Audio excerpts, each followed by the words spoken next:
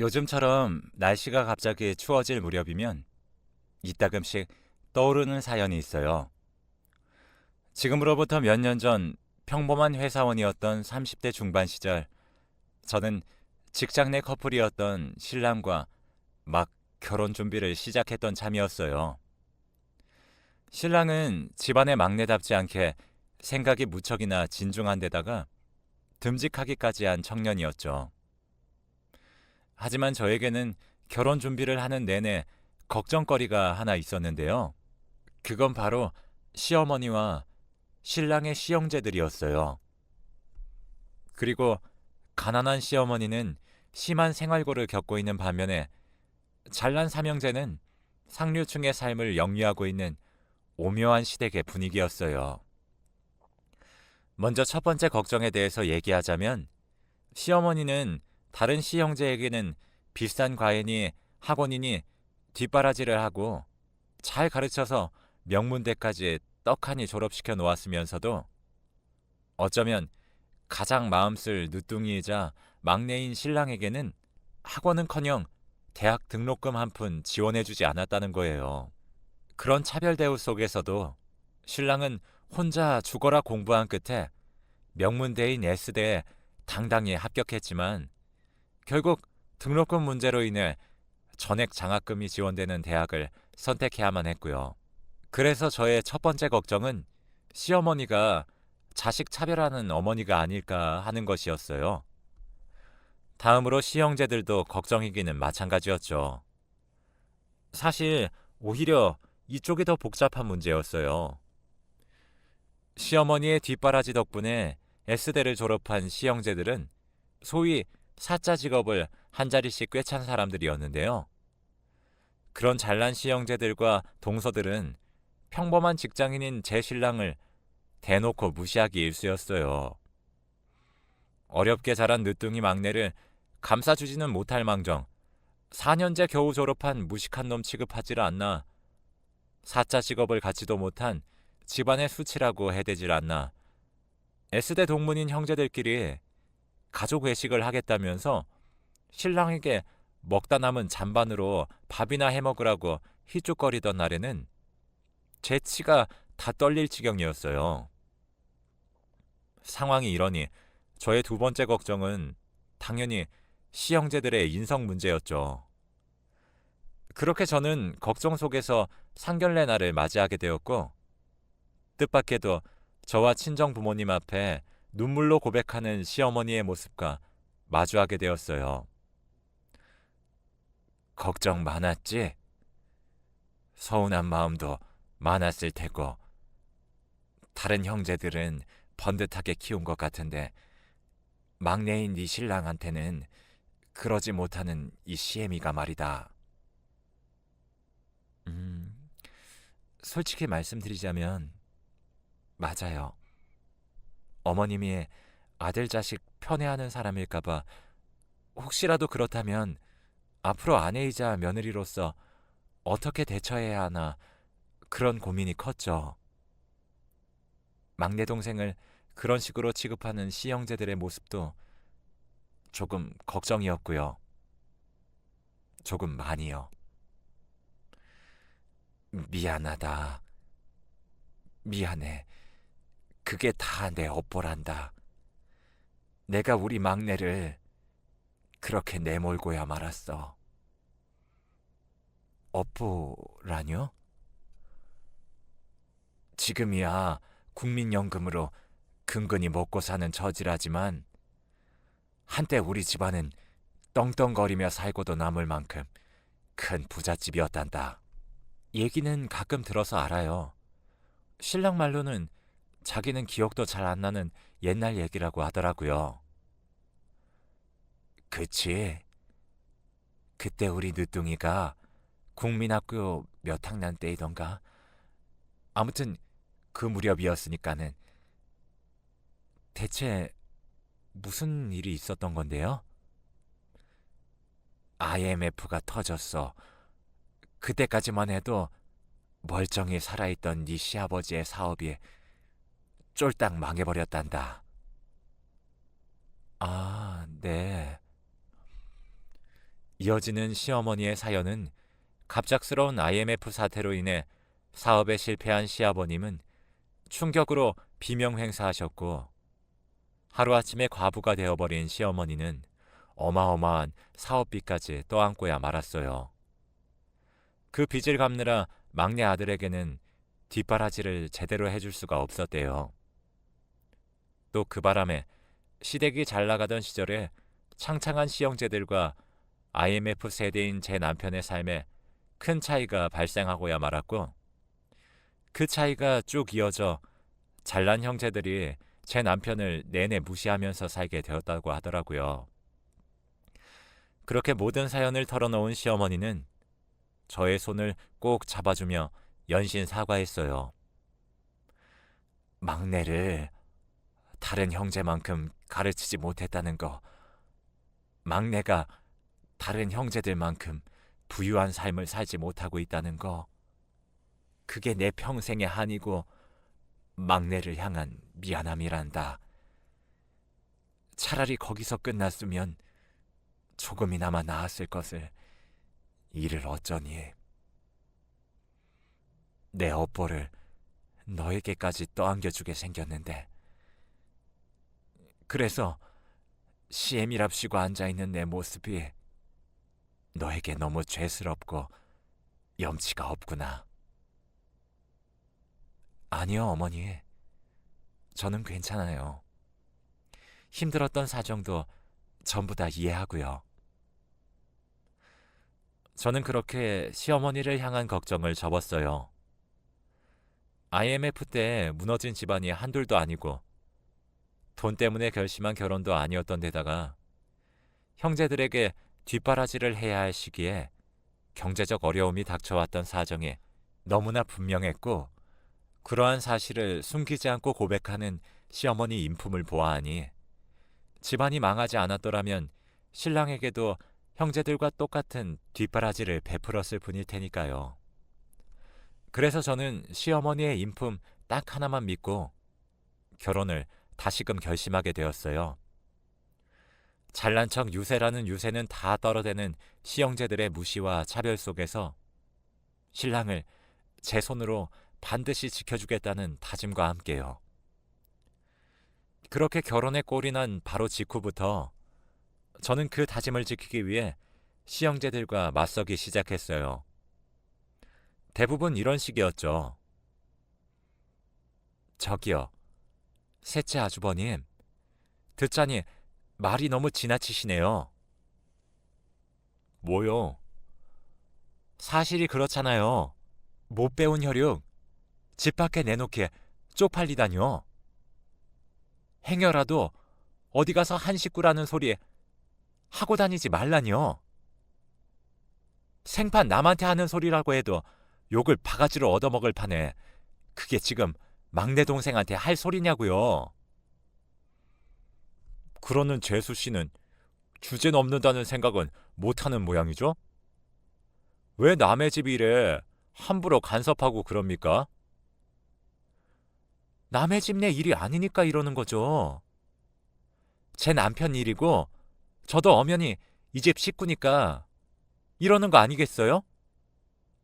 그리고 큰 아주버님하고 둘째 아주버님도 사람이 그러면 안 되는 거예요. 손 윗사람이면 손 윗사람답게 중재하고 말리지는 못할 망정. 이게 뭐냐고요? 매번 제일 먼저 나서서 막내 무시나 해대질 않나. 집안의 험하고 굳은 일은 모조리 다 떠넘기려고 하질 않나. 물론 시형제들도 가만히 듣고만 있진 않았죠. 형님들도 갈수록 극성 맞으셨고요. 하지만 저에게는 세상 든든한 신랑과 시어머니가 있었어요. 시댁 식구들로부터 늘 저를 지켜주었어요. 내 그동안 자식 버릇없이 잘못 키운 죄인 입장이라 모든 걸 내 탓하며 참았다만 앞으로 할 말은 하고 살아야겠구나. 재수 씨도 모자라서 엄마까지 왜 이래? 집안 꼴 잘 돌아간다. 이놈아, 집안 꼴 잘 돌아간다 그래. 형이라면 누구나 한참 어린 동생을 이끌어줘야지. 그저 입만 열었다 하면 흠이나 잡아대고 괴롭히기나 해대고. 새아가 말 틀린 거 하나도 없어. 세상 그렇게 살면 못 쓰는 거야, 이놈들아. 내 생각도 마찬가지야, 형. 나 무시하는 것도 모자라서 우리 와이프한테까지 핏대 세우는 걸 당하고 있을 만큼 내가 바보로 보였어? 그랬다면 착각이야. 분명하게 말하는데 다시는 나 무시하지 마.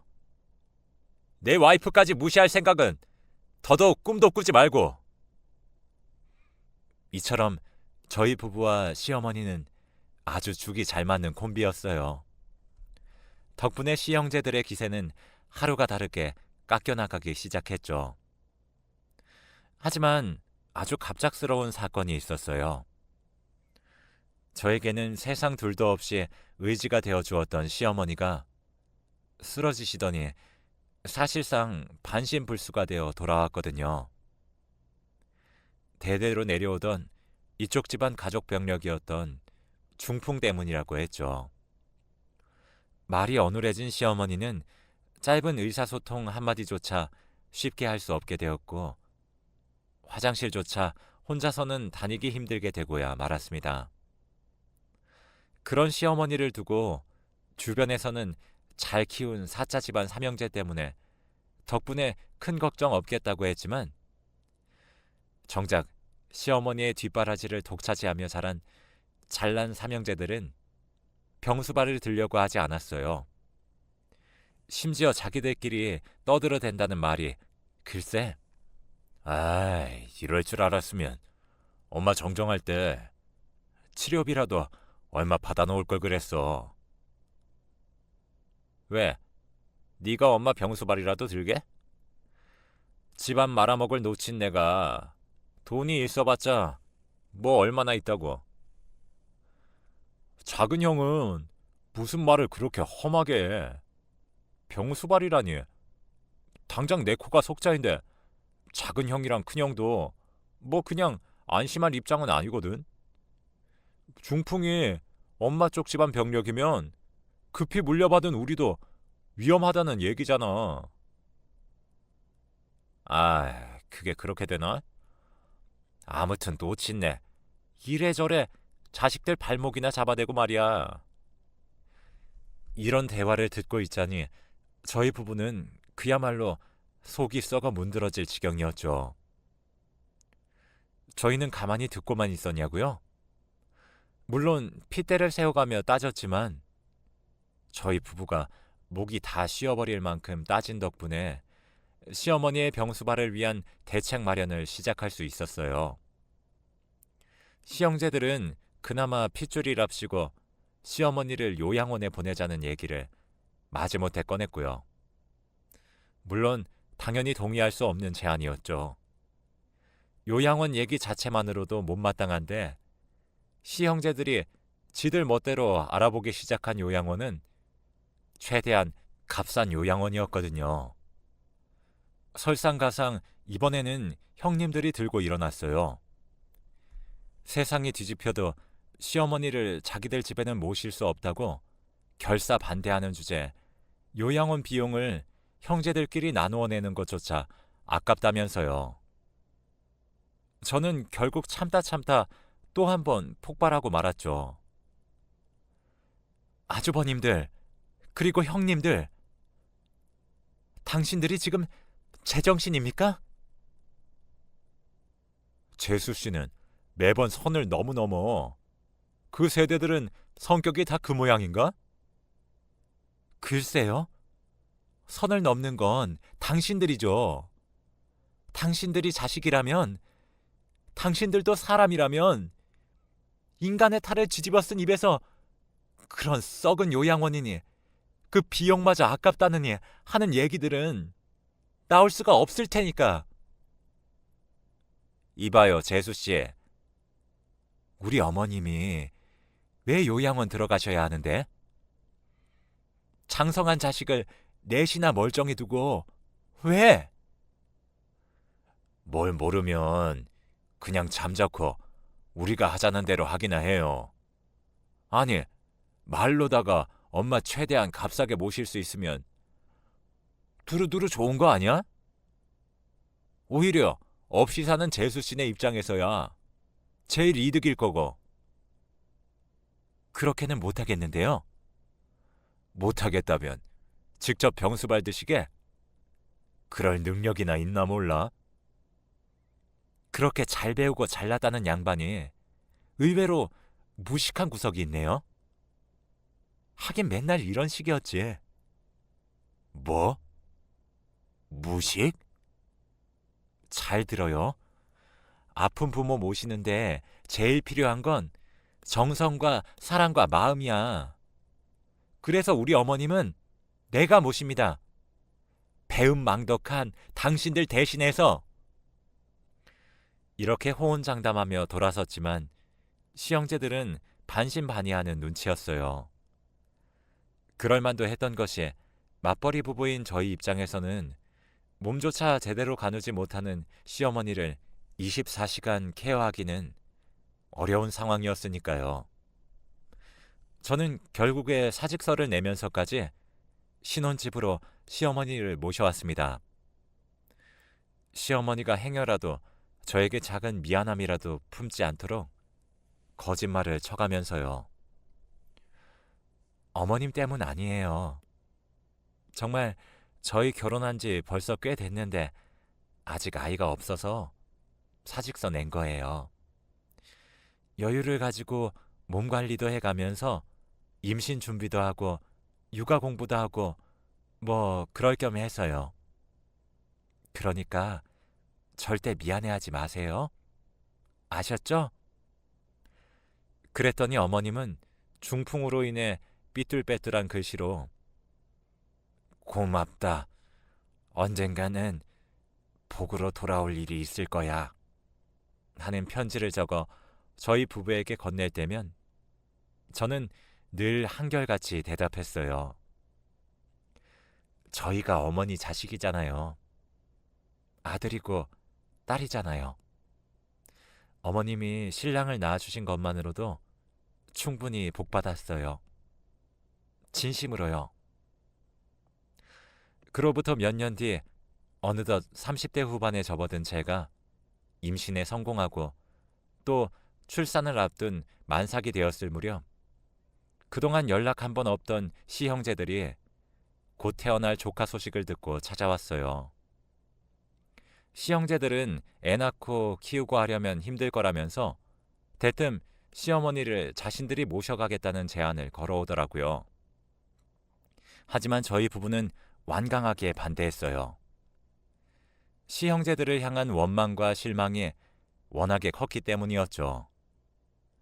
그러나 시형제들은 결국 문제의 그날 저는 간병인에게 시어머니를 잠시 부탁해둔 채로 산부인과 진료를 받고 있었는데요. 한껏 겁에 질린 간병인으로부터 전화가 한 통 걸려왔어요. 시형제들이 제가 병원에 있는 틈을 타서 시어머니를 차에 태우고 있다는 전화였죠. 순간 아차 싶었던 저는 일단 간병인에게 택시를 타고 시형제들의 차를 따라가 달라고 부탁했고 신랑과 함께 간병인이 불러주는 주소로 급히 향했어요. 마침내 시형제들이 시어머니를 데리고 갔다는 그곳의 정체가 눈앞에 펼쳐지는 순간 저희 부부는 아무런 말도 하지 못했어요. 대체 어떤 말과 단어를 가져다 쓰면 그 심경을 반이라도 담아낼 수 있을지 도저히 생각나지 않았거든요. 이곳은 오래지 않아 세상을 떠날 사람들이 여생을 정리하는 호스피스 병원이었어요. 저희 부부는 시형제들이 시어머니를 금방 죽을 사람 취급했다는 사실에 격분했고 그들과 몸싸움까지 벌여가며 시어머니를 구해 신혼집으로 다시 모셨어요. 안정을 되찾은 시어머니가 깊게 잠든 것을 확인하고 나서야 시형제들에게 쳐들어갔어요. 그런데 시형제들은 변호사들을 각자 하나씩 낀 채로 무언가 심각하게 얘기를 나누고 있더라고요. 변호사는 왜요? 그렇게 겁이 났어요? 우리가 고소라도 할까봐? 근데 어째? 우린 당신들 고소할 생각 없는데? 고소는 사람한테 하는 거지 당신들 같은 짐승한테는 아무짝에 소용 없을 테니까. 큰 소리는 그만 내고 이리 와서 좀 앉죠. 나중에 서운하다는 소리 안 하려면. 더 서운할 게 남아있나요? 더 없을 것 같은데요. 결국에는 막장까지 다 보여줘 놓고. 차라리 솔직해집시다. 재수 씨가 우리보다 먼저 알고 엄마 모셔갔던 거 아니야? 우리 지금 한국말로 얘기하는 거 맞아요? 왜 이렇게 얘기가 안 통해? 제가 당신들보다 대체 뭘 먼저 알았다는 건데요? 재수 씨가 똥오 좀 지어가면서 그 험한 중풍 병수발 들었던 이유가 있었냐고. 유산 때문 아니야? 사람을 업신여기는 것도 유분수지. 내가 어머니 모셔가면서 충분히 말했죠. 자식된 도리로 모셔가는 거라고. 근데 뭐 유산? 끼워 넣을 걸 끼워 넣어야지. 아님 말고요. 우리는 뭐 재수 씨랑 막내가 부모 직접 모신 자식한테 더 큰 지분을 배당하게 되어 있는 것 때문에 데려다 모신 줄 알았지. 아닙니다. 아니니까 다시는 상속 얘기 꺼내지도 말고 어머님 앞에 나타나지도 말아요. 진심 확실해요? 그 마음 절대 안 변하고 끝까지 책임질 수 있냐고요? 당연히 책임져야죠. 하지만 한 번 더 이런 말도 안 되는 짓거리 벌이면 그땐 진짜 가만 안 있어요. 알았어요? 그렇게 한바탕 적금 금지 경고를 던지고 집으로 돌아온 다음에서야 황당함이 밀려 들어오더라고요. 난데없는 유산에 대한 지분 분할 타령이라니. 시아버님의 사업빚을 갚느라 온갖 고생을 다했던 시어머니가 재산을 모았으면 얼마나 모았고 숨기면 또 얼마나 숨겼다고 저러는 건지 저희 부부로서는 좀처럼 이해할 수 없는 일이었죠. 그런 와중에 다행이었던 건 경고가 제대로 먹혀든 모양이라는 점이었어요. 시형제들이 한동안 잠잠했거든요. 그해 겨울 만삭이던 제가 아들을 낳던 날 사랑스러운 손주의 새끼손가락을 조심조심 맞잡으며 첫인사를 나눈 시어머니는 숨을 거두었어요. 저희 부부와 손주가 지켜보는 가운데 아주 평온한 미소로요. 그런데 시어머니가 위독하다는 소식을 아무리 전해받아도 코빼기도 한번 비추질 않던 시형제들이 장례식장이 다 차려지고 나서야 뻔뻔한 얼굴을 들이밀며 나타났어요. 그것도 각자 변호사 한 사람씩을 또 옆에 낀 채로 말이에요. 시형제들은 명색이 상주라는 작자들이 장례를 모시기는커녕 밤낮으로 유산 지분 싸움만 벌여댔어요. 조문객들이 자신들을 향해 호로자식이라며 혀를 끌끌 차거나 말거나 싸움은 그치질 않았죠. 당연히 시어머님의 마지막 떠나는 자리를 정성껏 지킨 상주는 저와 신랑밖에 없었고 장례식 내내 꼴불견이었던 시형제들을 꾹꾹 참아왔던 저희 부부는 발인을 마치고 나서야 길을 나섰어요. 아무런 영문도 모르는 시형제들을 이끌고 시어머니의 유언을 집행하기 위해서 저희 부부가 도착한 곳은 어느 은행의 금고였죠. 저는 시어머니가 임종 직전에 남긴 마지막 말을 모두에게 전했어요. 내 평생 못 갚은 빚이 아직 많이 남아있단다. 그 빚을 청산하는 것이 내 마지막 소원이니 너희 막내 내외가 마무리를 지어주렴. 빚이요? 재산이 아니라? 네, 분명 빚이라고 하셨어요. 뭐 헷갈린 건 아니고요. 받을 돈이 있다는 말을 잘못 이해했다던가. 못다 갚은 빚이라고요. 갚지 못한 빚, 부채, 채무. 그러자 시형제들은 들었던 거랑은 얘기가 다르지 않냐며 지들끼리 싸워대기 시작했어요. 아무래도 무언가를 미리 알고 있었으며 큰 기대를 품은 채로 은행 금고까지 따라왔다는 눈치였죠. 저는 아무 관심 없었어요. 머릿속에 딱 한 가지 생각만 가득했거든요. 제가 어머님이 남긴 빚 전부 세상 딱 하나 남은 자식인 저랑 신랑이 갚아 나가겠다고요. 왜 그렇게까지?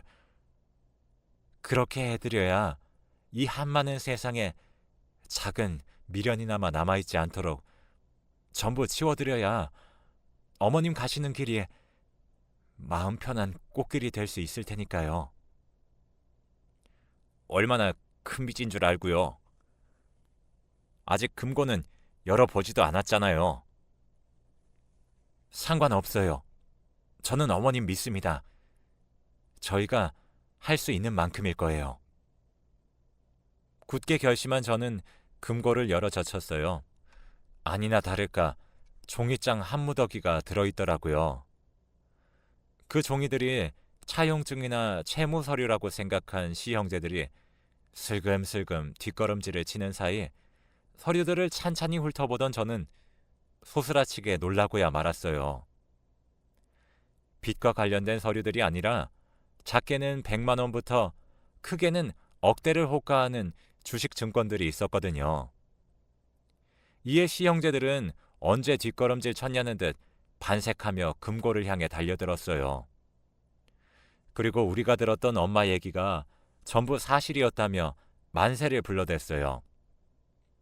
시형제들을 통해 그동안 유산 어쩌고 했던 이해 불가능한 행동들의 이유가 드디어 밝혀졌어요. 시형제들이 풍문으로 접했다는 시어머니에 대한 소문은 이랬어요. 시어머니는 저와 신랑이 결혼하던 무렵부터 쌈짓돈으로 아름아름 주식 재테크를 시작했었는데 중풍으로 쓰러지는 즈음부터 눈에 띄게 상한가를 달리기 시작하더니 상한가 퍼레이드는 시어머니의 병수발을 들던 제가 만삭이 되던 시점까지 쭉 이어졌고 그 주식 채권이 수십억 대에 이른다는 이야기였죠.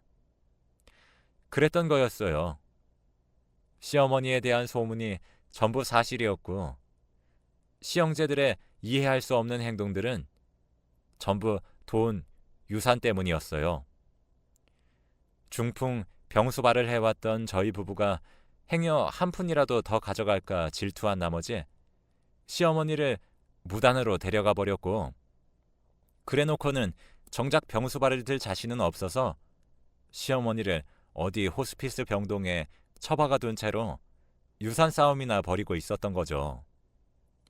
모든 내막을 알게 된 저희 부부는 시형제들을 향한 환멸로 치를 떨었지만 그러거나 말거나 시형제들은 또 각자의 변호사들에게 빨리 와달라며 전화를 돌리느라 바쁘더군요.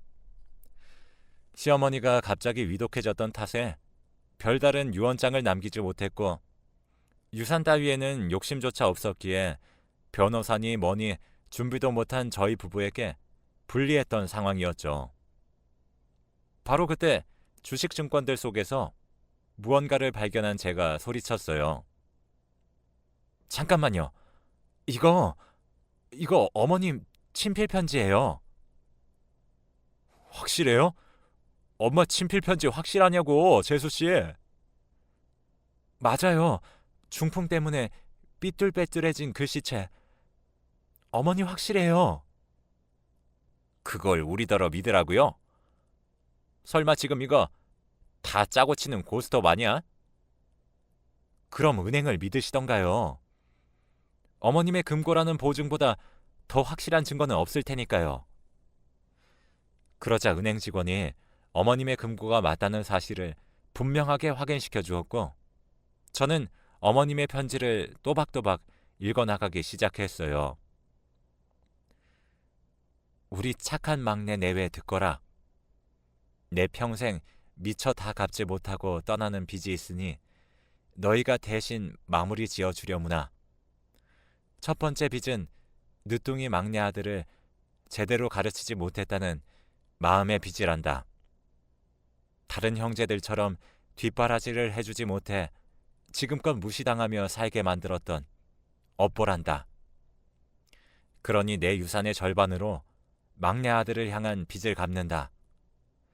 두 번째 빚은 회사의 사표까지 내가며 병수발을 들어줬던 막내 며느리, 친딸이나 진배 없는 딸을 향한 고마움이다. 유산의 남은 절반으로 그 고마움을 갚는다. 무슨 말이야? 적혀있는 그대로 읽은 거 맞아? 왜 우리 삼형제 얘기는 하나도 안 나오냐고? 정 못 믿겠으면 당신네들이 직접 읽어보던가요. 마침 시형제들이 연락했었던 변호사들이 헐레벌떡 도착했고, 그중 대표 변호사 하나가 시어머니의 편지를 넘겨받아 마저 읽게 되었어요. 너희가 이 편지를 읽는다는 건 내 삶이 다했다는 것이겠지. 순리인이 너무 슬퍼 말고 떠나는 길에서야 편지를 공개한다. 너무 서운해 말거라. 형제놈들로부터 막내를 지키고자 죽은 뒤에야 이야기를 전할 수밖에 없었어. 살아생전에 이 유언장을 공표하면 내용을 고쳐서 넣으려는 성화에 막내 내외가 모진 고생을 했을 테니 말이다. 더불어 한창 정신없을 막내 내외를 위해 공증까지 맞춰두었으니 너희 금수만도 못한 형제들은 10원 한 장 눈독 들이지 말고 썩 물러가거라. 평생 반성하며 살아 내 저승에서도 똑똑히 지켜볼 거니까. 시어머니의 편지는 동시에 유서인 셈이었어요. 그렇기에 내용대로 유일한 유언장임을 증명하는 공증서류가 발견되었으니까요. 이에 변호사들마저 시형제들에게 고개를 내저으며 저희 부부가 상속을 포기하지 않는 한 그들에게 돌아갈 재산은 없다는 사실을 전했고, 잠시 고민하던 저는 마침내 대답했어요. 정말 유산 욕심 같은 건 전혀 없었어요. 금고를 열던 그 순간까지 단 한 번도. 지금도 마찬가지예요. 하지만 어머님이 아주버님들을 자식 취급 그만하기로 했으니 당신들은 권리가 없어요. 어머님에게는 오직 저와 신랑만이 세상 유일한 자식이었으니 마지막 떠나는 마음 감사하게 받겠습니다. 그렇게 지금 수십억 유산을 상속받은 저희 부부는 이전과 다름없는 삶을 살고 있어요. 남편은 여전히 직장을 다니고 큰 부자가 되었음에도 겸손함과 성실함은 잃지 않았죠. 저는 육아를 하는 한편으로 요양병원에 봉사활동을 다니고 있어요. 요양병원의 어르신들이 저를 두고 글쎄 천사라네요. 그만큼 열심히 해왔고 이쁨도 받는다는 뜻이겠죠. 애석하게도 금수만도 못한 시형제들은 여전히 사짜 직업 덕분에 잘 먹고 잘 살아요. 그렇다고 해서 너무 억울하게 생각하지 않으려고요. 그 자식들도 시형제들을 꼭 빼닮았는지 부모를 공경하기는커녕 돈으로밖에 안 보거든요. 뭐 부모가 할머니를 어떻게 대했는지 뻔히 보고 자랐으니 아주 당연한 일이겠죠. 그래서 시형제들의 삶은 결국 실패해버린 것과 다름없는 것 같아요. 훗날 시형제들이 늙고 병들었을 때 자식들로부터 어떤 대접을 받을지가 아주 훤하니까요. 항상 좋은 마음으로 바르게 삶을 살아가 보려고 합니다. 그들과는 반대로 우리 아들은 사람같이 따뜻하게 자라지 않을까요? 긴 이야기 들어주셔서 감사해요. 항상 건강하시고 하고자 하시는 일 모두 이루시길 바랍니다.